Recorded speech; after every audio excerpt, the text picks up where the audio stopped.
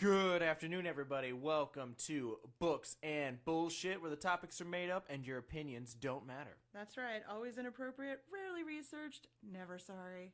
Today's episode is brought to you by Peter's Pickles and Penis Pumps for all of your pickle and penis pumps needs. They've also recently gotten to the baking industry, so you should try their herb dill dough. I am Zachary Chopchinsky, the Bowtie author of the Gabrielle series and the... What's my other series? Nope. Hold it. Hold position. What's my other series? Yep. I'm going to go with the Hall of Door series. Thank you, Curtains. And I'm here with... Martina McAtee, author of the Dead Things series. Yes, I actually know what books I write. Oh, at least you didn't go, USA Today best-selling author.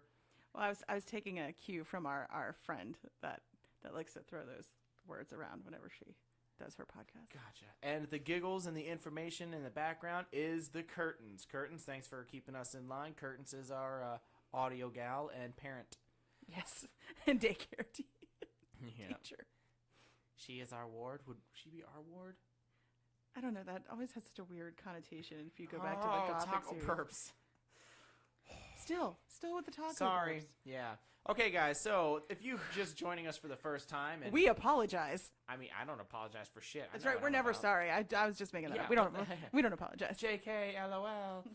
So the basic premise of this show is as follows: there's books, and then there's bullshit, and there's really mostly bullshit, if I'm being completely honest. That's because we start off talking about books and we quickly meander into the bullshit. Can you quickly meander? I don't think you can. I don't think you can because meander's sort of like but we do kind of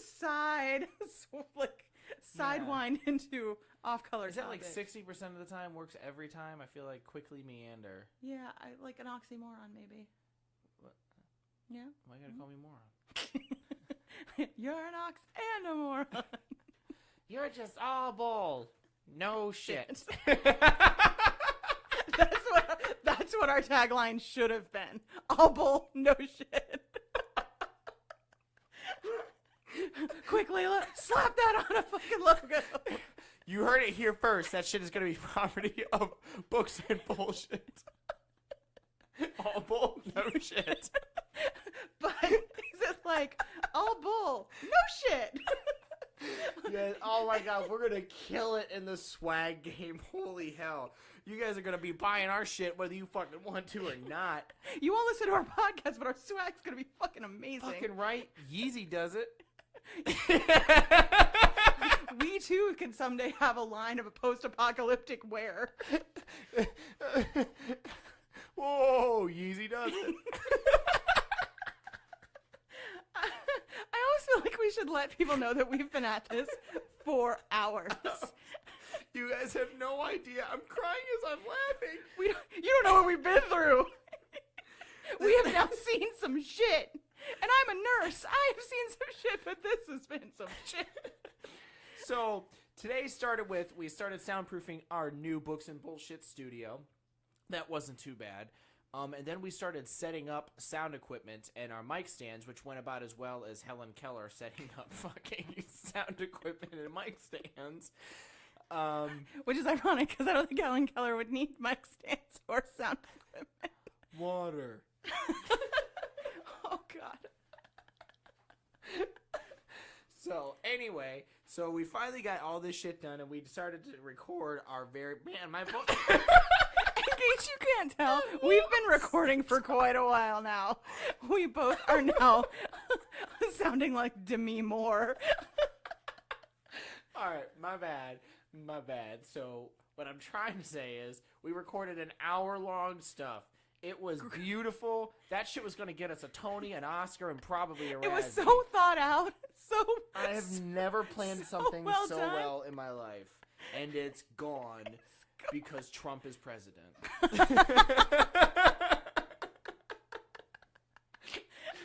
Oh my god. So anyway, what we try to do when we do these damn things is we try to come up with fucking subjects, and that's usually the books that leads to the bullshit. Correct. I love that tagline though. All bull, no shit. Damn it. That's going to be good. That's going to be on a t-shirt. By the way, we're going to have to go to a con if this thing ever gets bigger than, our parents listening to it. My parents are dead. Damn it, Zach. It's a really painful topic for me. Well, damn, I thought we had more viewers than we apparently do. All right, so we're going to have to get, like, T-shirts in a booth somewhere. Okay. Like, anywhere? Like, set up in an actual phone booth? Like, what are you talking about? Like at a book convention or something. A book convention? Or, like, a podcast convention? I don't think they're going to let us in there. The book convention? Oh, they should give us a table. We should have, like, a speaking slot. We're going to have to sponsor something for them to let us in. Oh, damn, that's a good point. We need money. We're going to talk to you guys about a Patreon here in a little bit. So anyway, Martina, what's the subject for today? Again. I thought I would talk about our favorite subject, crime and murder. At this point, everything feels like murder. Feels like we've already been murdered. But our favorite stuff is true crime stuff or suspense stuff. Well, okay, I should say our favorite things to watch on television are true crime and suspense. But I like to read the true crime books, or at least I used to in high school before I was the well-adjusted human you see sitting before you today. I will watch the most rancid, disgusting, just absolute sliced into pieces true crime shit, and they go to bed and just have like sweet dreams. It's the weird. It just doesn't faze me. I totally love murderers. Like, that's why we get along. Yeah, that's kind of our thing. I am a murderer. Wait, what was that? Huh? Did the curtain say something? I think she just your confessed. Fucking house is haunted, is what I'm. Oh, maybe I invited it in. Yeah, well, it's also not really helping the creepy ass Winnebago. Wendigo. What is Wendigo? it? Wendigo? That's like, and violet? That's like a color? The Wendigo is the monster, right? Yeah, so Wendigo is a monster. I kind of put like some weird Wendigo pattern of the soundproofing on the wall. Actually, it looks like the frog from Frogger. The old school Frogger. Yeah, that 8-bit shit. Yeah. I grew up on that 8-bit shit. I'm just saying. You fucking youngster. I'm just saying. You grow up on that fucking Nintendo Zapper gun, too? And that fucking evil-ass Everything. fucking dog. Shoot that goddamn dog. Fucking dog. I hated that dog. That was the first time in my whole life I remember being, like, enraged. I was like 6 years old, and I was just like, oh, I would fucking kill that dog if I could. Wait a minute. We're supposed to talk about books. Yeah, okay. Let's True crime shit. Okay, So this is a perfect example. We just wanted to let you know this is how we meander straight into the bullshit. Sometimes we don't even get to the books. Yeah. I mean, and to be honest, as a grown-ass man, both grown-ass man and grown-ass man, Assman. Like, I feel like I'd change my last name if it was Assman. Or I'd own it. Layla has the bitchiest expression on her face. You mean the curtains? Yeah, the curtains are angry. That sounds like it sounds like when you're like trying to tell your significant other, like somebody has to go to work right now. Like, the curtains are angry. It's like a code name. Yeah, like dogs barking can't fly without umbrellas. The eagle has landed. The curtains are angry. The curtains are angry. That would be our code, and we're like, oh fuck, the curtains are angry. Yeah, what's our code word for when I get hangry though? Zach, you're being a diva. Oh, that makes sense. Eat a Snickers. I wouldn't pick up on that. That's a good point. So, but anyways, I got so much shit going on in my life. I end up watching more of these things like on television than actually reading the books nowadays, just because as bad as it is, sometimes, especially when I'm working on writing, I'm working on an actual project. The last thing I want to do when I'm writing is break and read. But there's something, even if it's the exact same subject matter, it's just cathartic seeing it on television. Like, I don't know. Well, I know a couple of the podcasts I listened to recently have started actually crossing over into television, which is the coolest fucking thing ever. Like, podcasts are now on TV. So Up and Vanished with Payne Lindsay is now on Oxygen. And I think Dirty John is also on Oxygen. Yes, that's the name of the actual podcast. Dirty John. Best fucking podcast name ever. Kudos to whoever thought of it. Dirty John. But those are both really awesome podcasts about true crime, about specific crimes, which is my favorite because they'll follow a whole case through a season. So that's cool. And a lot of stuff like that I read as a kid, like Helter Skelter. Pretty sure that got turned into a movie, didn't it? Yeah, that was probably the first true crime book I read about the Manson murders. Manson. Yeah, that shit was Didn't he fucking die like last year? bonkers. Yeah, I think he's finally dead. Took fucking forever.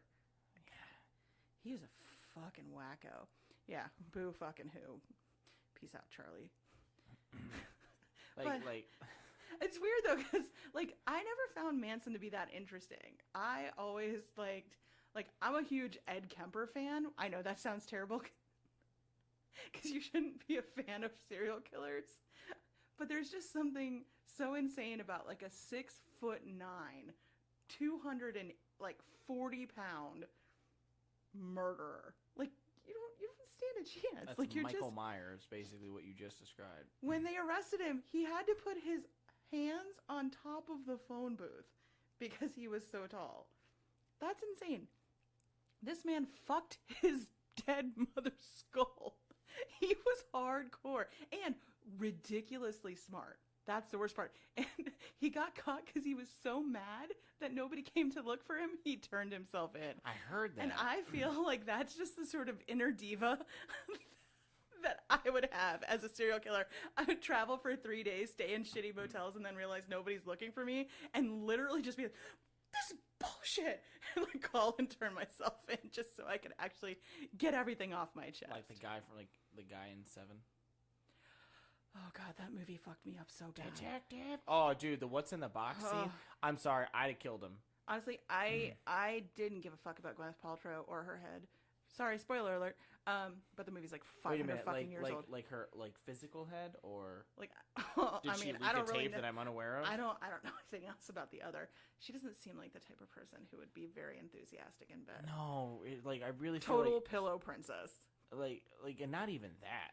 The curtains is making a look. Martina, for our viewing audience, would please describe a pillow princess. Oh, seriously? Doesn't want to do any work, likes to lay back and just let the guy like go to town. Pillow princess, like me. I don't want to fucking do any work at all. Oh, You are not about to point at me. I am not a pillow princess. Curtains, put your goddamn hand down. I mean, I move a no, little. he's a power bottom, not a pillow princess. Oh, excuse me, I'm a pillow top. There's power bottoms and there's pillow top. No, I would be a power bottom. I don't want to be a pillow top. Power bottom. You are no pillow Oh, top. and if you guys are listening, you are no pillow top. and you guys are wondering what a pillow top is, and you don't know, that's because we fucking invented that phrase. That's and right. And we actually did. So if you start seeing it on gay porn, you heard it here first. And a pillow top is the antonym to a power bottom. Hashtag fact. Hashtag fact. I think one of my favorite ones, and speaking of to novels, especially going from novels to film to real life adaptation, is Ed Gein, who inspired the Texas Chainsaw Massacre. He inspired The Devil's Rejects. He inspired Buffalo Bill in The Silence of the Lambs. I just dig that sort of level of commitment to your fucking crazy. Do you know what I mean? When you're willing to make to a skin rip your suit. fucking face off or somebody's face off and just be like, and put it on your face, you're a whole different brand of crazy. They found so you're much top of the food shit chain level crazy. that he made from his victims, like gloves.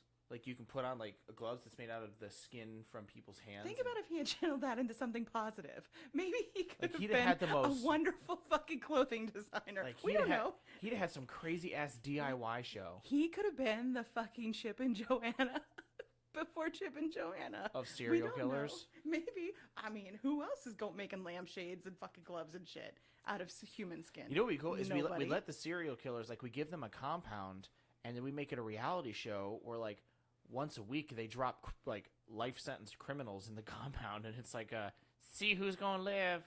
I thought you meant like a fashion show. What's the one with the guy what was the design show where everybody had to make clothes? The designers all went head to head. Why can I not fucking Project Runway? Project Runway, only with serial killers. What? Because I know television? Don't point at me. I'm like, what's that design show? With the guy, and he's like, oh, Project Runway, or do you mean RuPaul's Drag Race? He's also a fan of that. Yeah, a big fan. Bianca Del Rio is #life. Not Jim's gonna say. But seriously, imagine Tim Gunn in a prison with all of the serial killers who make things out of their victims. And he's like, okay, you only have this 23-year-old and this...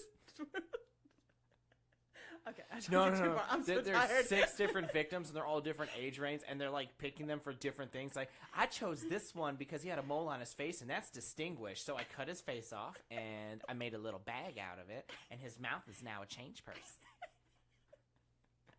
It puts the lotion in the basket, or it gets the hose again. That's all I could think of. And I took his anus and made it into a diaphragm. Oh my. I remember the first time, and then we'll get back into the books portion of this. I'm sure you're The like waiting curtains. with bated breath. Those of you that may or may not know, The Curtains actually does real life CSI stuff. But I remember once upon a time, Back when she was just somebody who really loved murder. I was helping her study for some classes and things like that, and we were learning a little bit about autopsies. And I remember she started the conversation with one day she burst through the door, and first thing out of her mouth is, "Did you know the vagina comes out?" I still remember you telling me this story. One of the most fucked up stories I've ever heard. Apparently, And again, I'm a nurse. A couple quick little and it slides out like a tube. I mean, I guess that makes perfect sense. If you guys hear any weird sounds in the background, by the way, like slurping or sucking or grunting, swear to God, that's the dog. Yeah. He had a little surgery, so he's got to be in here being monitored. He's We're wearing just the cone keeping of it real. shame. He's got the cone of shame on. It's sad, but he's cute still. He's so cute. All right, so we're talking about some true crime now. So, Martina, what are some of your favorites? I guess we talk a little bit about some of the true crime books that you like. I think one that I like a lot, on the note of as we're talking about actual books, is a book that was called Double Jeopardy. Ooh. Which actually was crazy. I was going to high school in Louisville, Kentucky when I found it, and kind of find out that it was about a guy who killed his wife in Louisville. And it's a really good book because it follows the detectives who, after basically the case was destroyed or whatever, they had to retry him, but they had to find the murder weapon because of double jeopardy. You can't just do that. And it was a really good book, and the guy was a sadistic fucking like they regularly said in the book, and you could tell that he was just that dominating type, that she would account to her friends, and they would talk about, but he was very upper class, and like he would regularly come home and demand anal sex, like violent anal sex, like that was like the thing he focused on. Why didn't somebody kill him? Right? I don't know. Ew. I don't know what happened to him. Ew. Anyway, but it has nothing to do with the movie with Tommy Lee Jones called Double Jeopardy. Which, by the way, was a great fucking It movie. was a I don't good care what movie. anybody says. That's a great movie. I was a love good Ashley movie. Judd. I do too. What else was she in? She was in a lot of good stuff back in the day. Yeah, back in the day, she was in one of the James Patterson movies too with Morgan Freeman. Morgan Freeman. Any excuse for you to do that fucking impression. It's not a very good impression of Morgan. Just say Andy just the Dufresne for me. Andy Dufresne. Gets me every time. I remember when Andy came to Shawshank. Those sister boys like to tongue punch his fart box. Ew, don't you dare defile fucking Morgan Freeman. Andy like that. Dufresne, they don't cover it in the movie, but that poor guy was getting like raped left and right by those guys. Oh, they cover it in the movie. Oh, it was bad. No, but they don't like, you always kind of like, Morgan Freeman was very like sidestepping of it. Like sometimes he got away, sometimes he didn't. Like, I know. I don't think I'd want Morgan Freeman documenting in a series my rape.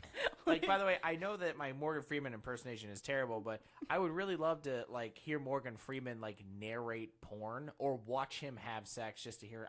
Really hope he's talkative during sex, just like that. Really like God's talking to you, like, yeah, you'd like that. Oh, gross. Oh, it gives me I literally just got the heebie-jeebies. Can you take me higher? Based on that, let's just move along. I'm just saying. That's not even me trying to be funny.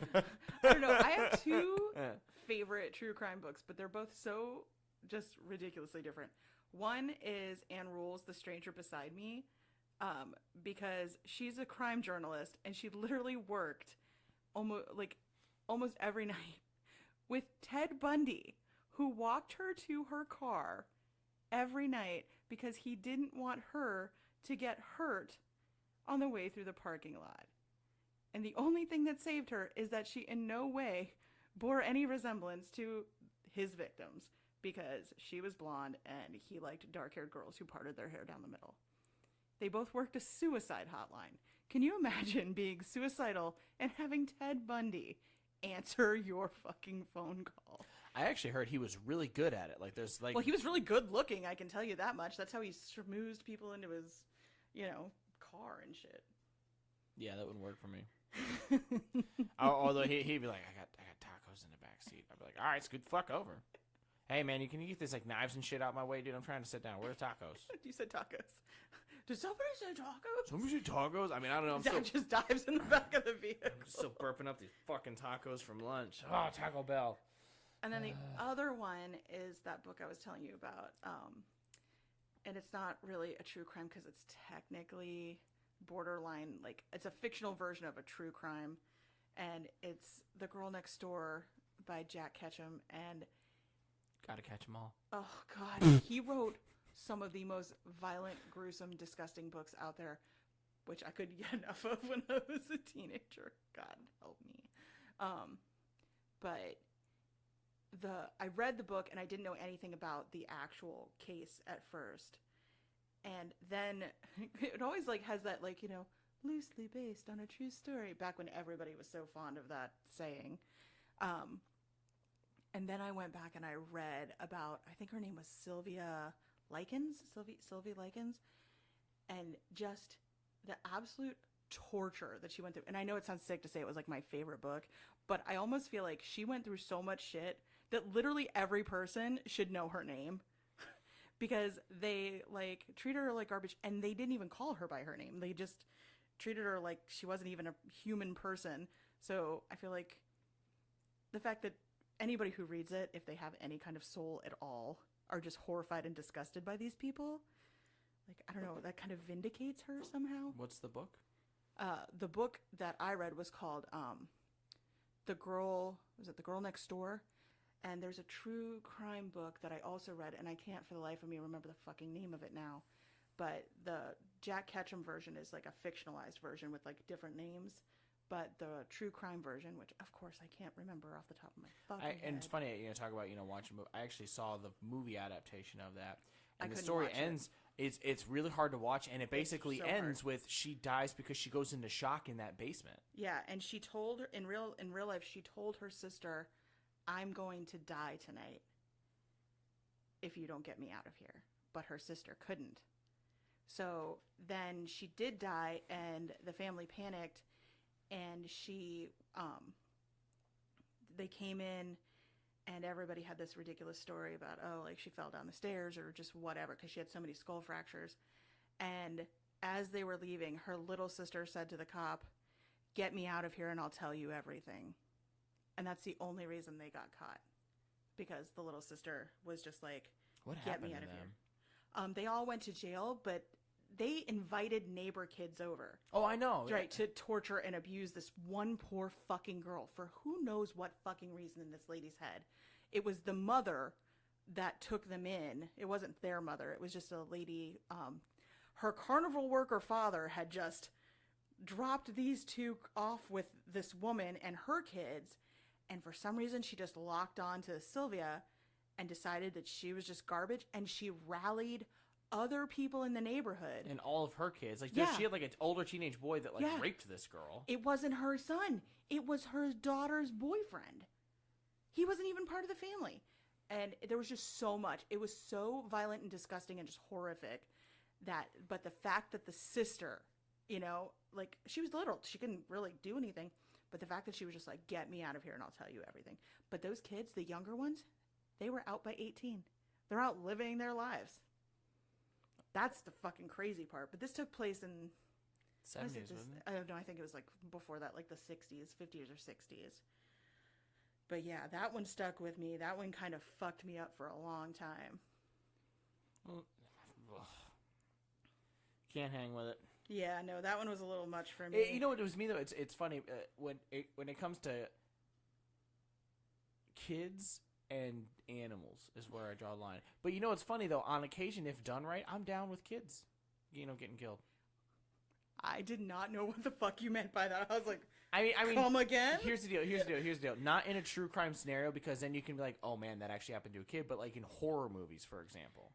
I mean, you're willing to kind of suspend disbelief in horror movies, but I still won't let people kill animals. No, never. It's never okay. Nope. Yeah, I think the name of the book, the true crime version of her story, was called House of Evil, and it was by John Dean. Like, that's the actual true crime version of what happened. But I'm telling you, don't read it unless you have a very strong stomach. It is so bad what they did to her. Now, let me ask you something, Martina. Books and bullshit is supposed to be funny and fun.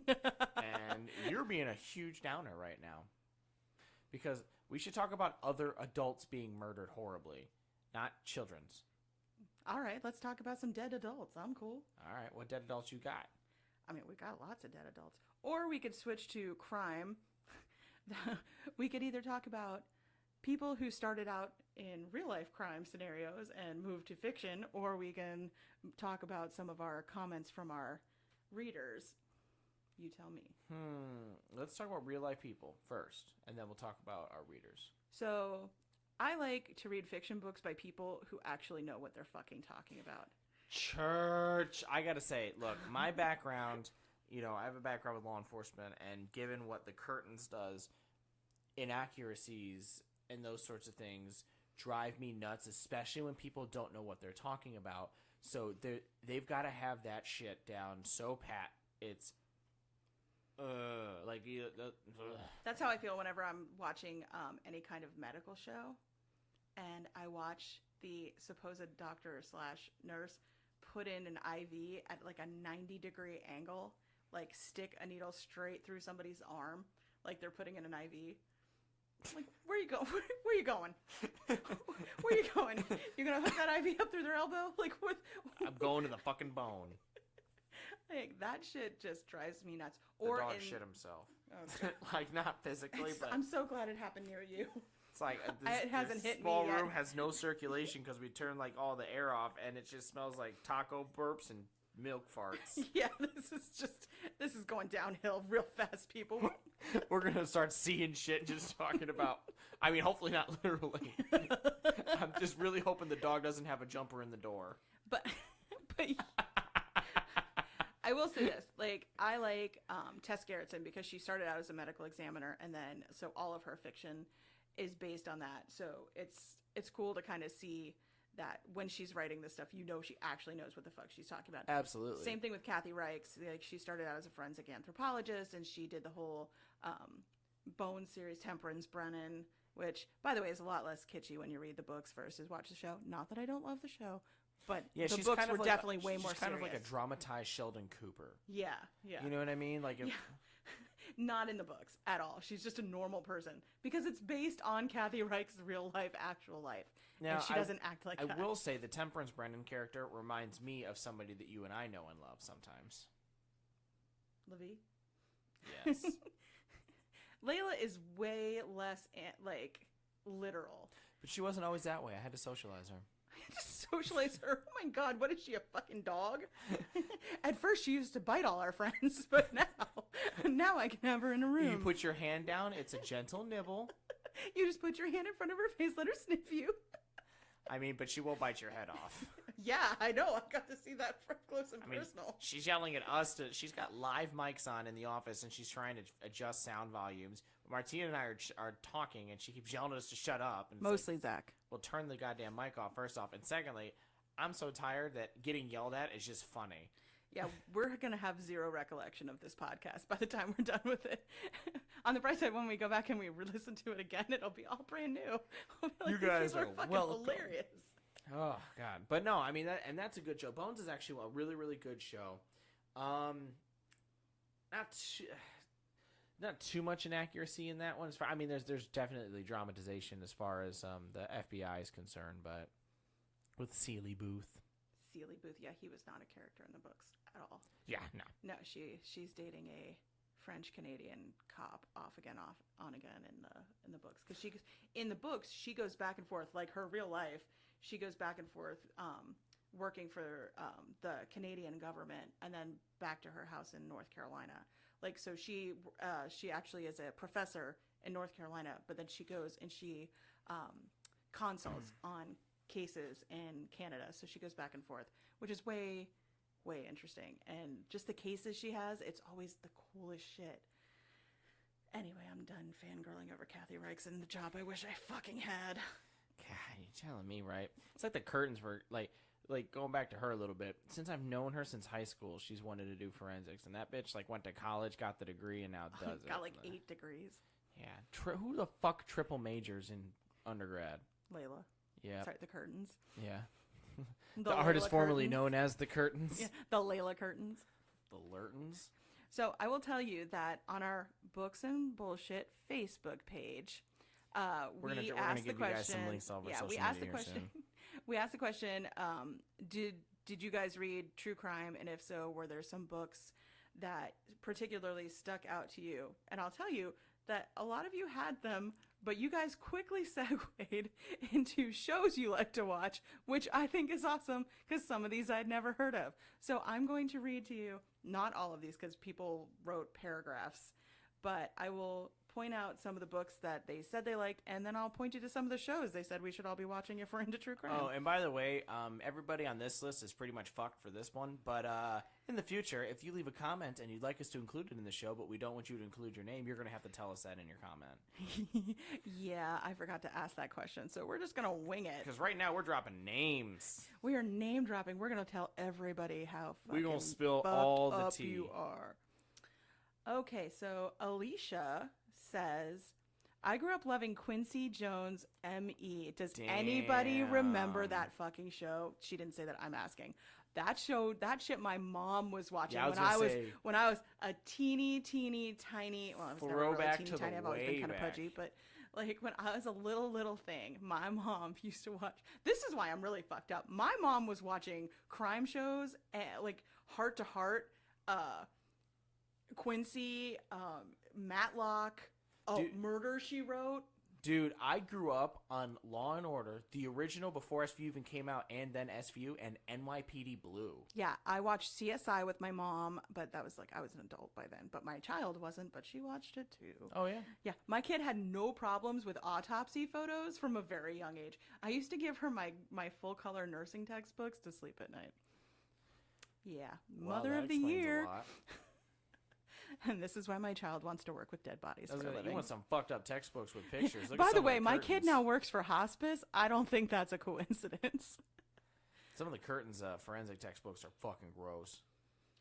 Yeah. Oh no. There's we had some fucked up there's shit in there. in nursing we have to have this book called the Big Book of Diseases, and it's a Nice. full color picture guide of what diseases look like. Most of them like skin diseases or viral like STDs and shit. Nice. Yeah. So my child would come up to me and she'd be like, "Mommy, what's wrong with her?" I'm like, "She was with somebody who didn't use a condom." Swear to God, that was me. chlamydia. Yeah, that's what I would say. I was like, that's what happens when you have unsafe sex. Again, Mother of the Year. Yeah, well, start with the health part. Polishing all my trophies as we speak. Okay. There's none. Moving on. You shut your fucking mouth. There's lots of trophies. I was a great mother. It's not true. I was a terrible mother. But Michaela turned out all right. She works for hospice and wants to be a mortician. She's a hospice working mortician, wannabe, dog adopting, strong lesbian. That's true. Yeah, my daughter's definitely got the lesbian trifecta going. Yeah. She's a vegan. She's sort of sporty. Ish. I'm going to let you describe your daughter in regards to this one because I don't want to be an asshole. And describe your daughter as like a caricature. Well, we call them the lesbians, her and her wife. That is our affectionate term for them. They are fine with it. Just FYI. One time there was a hurricane rolling through Florida, and we asked Martina if she wanted to come to northern Florida and stay with my wife and I, and she goes, "Okay, but I'm bringing dogs and lesbians." I said, I got 2 cats, 2 dogs, and 2 lesbians that travel with me. They were like, sounds like a good time to us. Yeah, I mean, we were down. Okay, let's go back to the callers. Matter at hand. Let's see. So Kathy says she read Slow Death based on David Parker Ray, who I think was also another really fucked up serial killer. I didn't know I didn't recognize the name, but I knew it was a serial killer when you dropped 3 names. Yeah, they always use 3 names because they don't want the person to be identified by first and last name and then have people who have similar names be tormented for the rest of their lives by people thinking that they are the serial killer in question. That is why they use 3 names. Damn, I didn't even know that. Really? No, that's exactly why they do it. Yeah. Did you tell me that? The curtains told him that. He just wasn't listening, per usual. I do that sometimes. Let's see. Sorry. I'm reading. For E, except F for C. Rebecca says, Anne rules. The stranger beside me. See, her and I were definitely murderinos together. Murderinos? Yes, as per the My Favorite Murder podcast. If you don't listen, you totally should be. They're amazing. Another shout out. Still looking for those sponsors. Yeah. I know they're looking for sponsors, but if they want to sponsor us while other people sponsor them, I feel like it's paying it forward. It could be like a big brother, big sister kind of deal. Could daisy chain this bitch. Fuck, I'm down. So, but she said, yeah, I liked Anne Rule, The Stranger Beside Me. It just blew me away how charismatic Ted Bundy was and how they were friends, and she never suspected he was a serial killer. That's why serial killers are serial killers. Nobody ever suspects them. And then she also said Deadly Women and A Crime to Remember were her favorite shows. God, those are so good. I just put them on Hulu. I haven't watched them yet. I'm very excited. A Crime to Remember, you're going to fall in yet. love with it when you're just watching the intro because you'll immediately get the feel for what that show is like. Yeah. We watched it. Was it My Favorite Murder? Was that where you got that list from? Curtains, thank you. Yeah. And it is such an amazing show. And they're hour-long episodes, and there's full seasons on Hulu. Yeah, no, I'm gonna totally watch it. It's on my list. I added it like 3 days ago when I got to that podcast. Do it. And let's see. Oh, another shout out for Hulu. One of the girls who put together our list put instead of Stacy wrote Spacey, and it tripped me up for a minute because I was like, "Who the hell's Spacey?" We all are. I was like, "That's a great first name, like Kevin Spacey." Oh, that's a terrible. Yeah. Sorry, I take that back. No. I forgot. Abort. Fuck Kevin Spacey. We don't like him anymore. But yeah, she says Homicide Hunter with Joe Kenda. She said he's a retired Colorado Springs detective, and he is just awesome. 2 exclamation points. They have a lot of shows from Investigation Discovery, which is kind of why I insisted we get Hulu. Word. I love that station. Another great one is A Crime to Remember. Another shout out for A Crime to Remember. It's all historical crimes. Last season they did In Cold Blood Murders and Leopold and Loeb, which I'm sorry, I always assumed they were explorers. I could see that. Like Lewis and Clark, Leopold and Loeb. Yes. Their name is Loeb? Loeb. And I don't know why, but every time I heard it, I just thought they were like explorers, like Lewis and Clark. Now I find out they were murderers. My bad. I don't know. I never want to get killed by a guy named Leopold. It's depressing. Aw. Spacey also said, sorry, Stacy. It's Stacy Spoonster. I hope you're okay with me giving your whole name so that people understand why you ended up as Spacey Spoonster. By the way, Spacey Spoonster sounds amazing. That sounds like something like, "Hey, Spacey Spoonster." It's just fucking fun to say. It sounds like a third grader, and they were throwing all they could at insulting you. Yeah, and they kept falling short because Spacey Spoonster does not sound like a super insult. It just sounds fun. It's like they're playing the name. Like game. She's a little ditzy. Stacy, she's like, yeah. She's like your ditzy friend. But she says, just so you all know, you are now part of my tribe, and I am hugging you all in my head. She also wrote another paragraph, but I'm just going to leave it at that. Hang on. I've been obsessed with Jack the Ripper since I was a little kid. I'm fascinated by the psychology of serial killers. Girl, same. I have read so many books on the brains of serial killers. It is absolutely an obsession. She said, I actually know one of the cops here in Ohio who interrogated Dahmer. Side, I actually dated somebody who tried to sell Jeffrey Dahmer a fucking subscription to a magazine, knocked on his door, had a conversation with him, and then walked away when he said he wasn't interested. Fucking face to face with Jeffrey Dahmer trying to sell him a goddamn magazine. That'll fuck you up. Yeah. She said the theater professor I had at Ohio State likes to start off each quarter by telling his students that he once sat in the same class that we are. Oh, Dahmer. I was like, who did? Keep up, Go Martina. on. She likes to point out what a nice guy he was and how you just never know about people. It's not really a true crime book, but Lolita. Speaking of inappropriate books, Lolita messed me up for a long time. I should have known better, though. I'm a oh God. Damn, did she write a novel or what? Holy shit. Stuff involving kids, and especially the sexual assault of kids, can kind of mess with me. Well, yeah, I would think so. But yeah, Lolita was a fucked up story, and I read that book before I realized that there's such a thing as an unreliable narrator. Do you know what that means? You're giving me a weird look. Somebody that's not reliable as a narrator?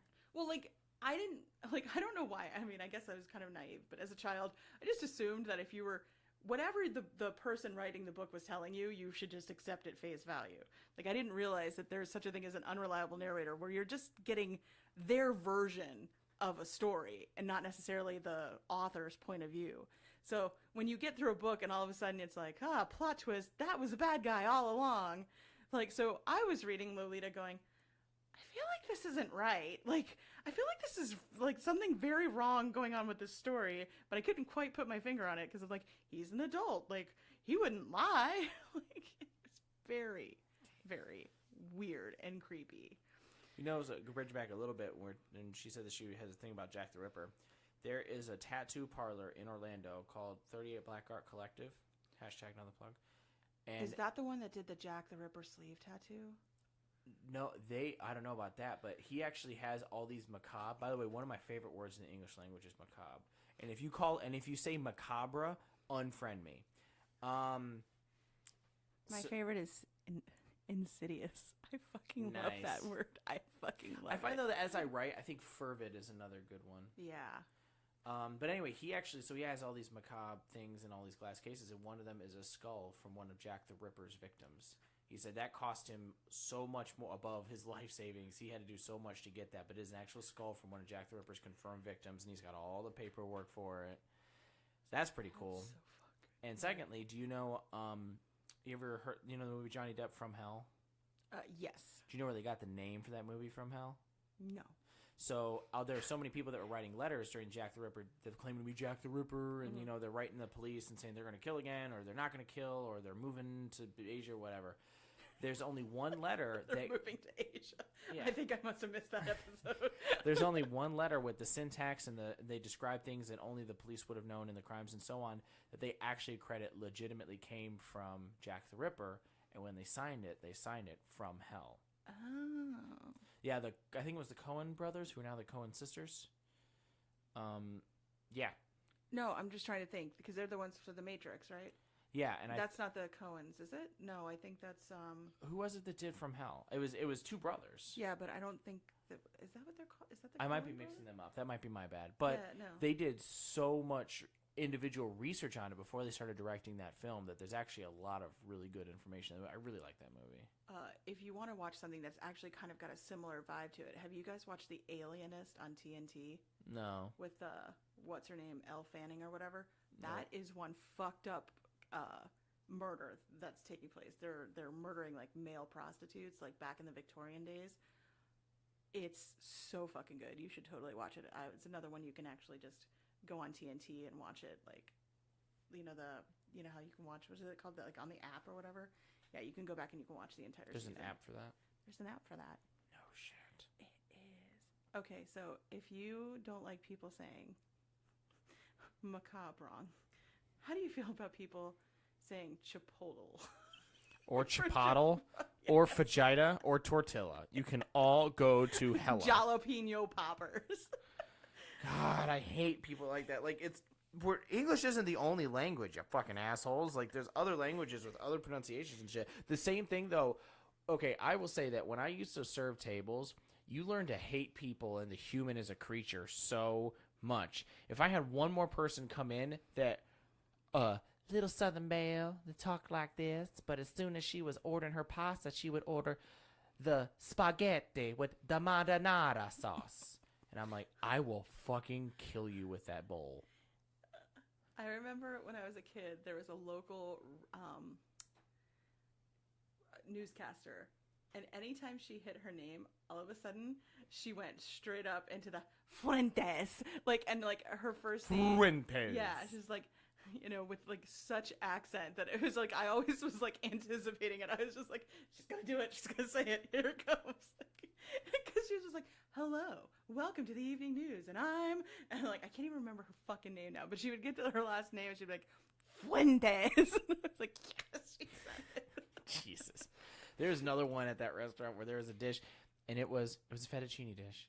And I'll tell you what they would pronounce it, and then I'll tell you what it actually was called.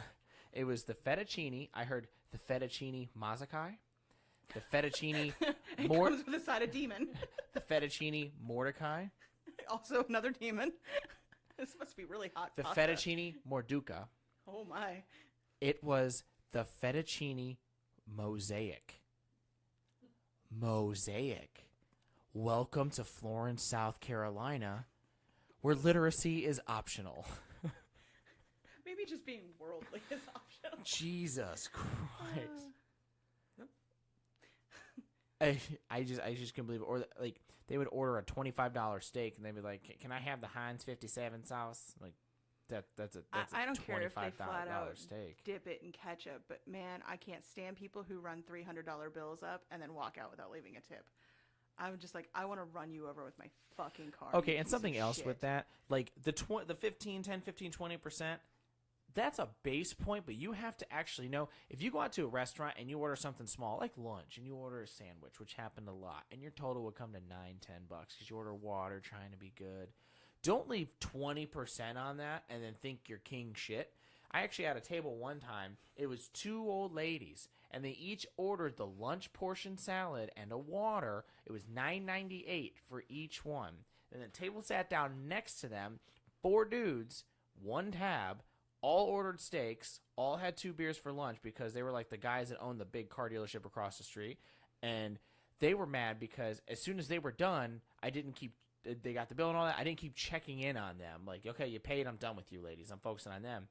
And they were like, after like everything's done, I'm taking care of it. They called me over and I was like, how can I help you, ladies? And they're like, I just want to say how rude it was that as soon as we paid our tab, you immediately dismissed us, especially when we tipped you 20%. And I'm like, okay. In my head, I'm like, 20% on $18. You guys paid me $3. They're about to probably tip me $15. Like, don't fucking I don't think I've ever tipped less than $5, even if even if it was a $5 fucking Thank you. Like item. But I was also a server. I remember. Exactly. And it's like, don't just, the 20% rule, it's not a fucking rule. It's a baseline if you don't know where to go, but tip accordingly. Jesus Christ. And I'm not in the server industry, so I'm not even trying to be biased at this point. I'm just trying to be a fucking human. And this is the bullshit portion of our I'm podcast. just saying. Or the other thing is like, when people are like, oh, if, servers, live off their tips and other. Okay, I'm telling you right now, the national pay scale for a server is $2.13. Do you want to know why it's $2.13? Because that is what the government basically assumes that you're going to make off tips, and that immediately goes to pay your taxes. Servers literally get $0.00 paychecks. They live off of your tips. If you cannot tip them, don't go out, you cheap piece of shit. Should we wrap this up now? Sorry. It's been 10 years and that one still hits me in the back of the fucking ear. It's been 84 years since we started this podcast.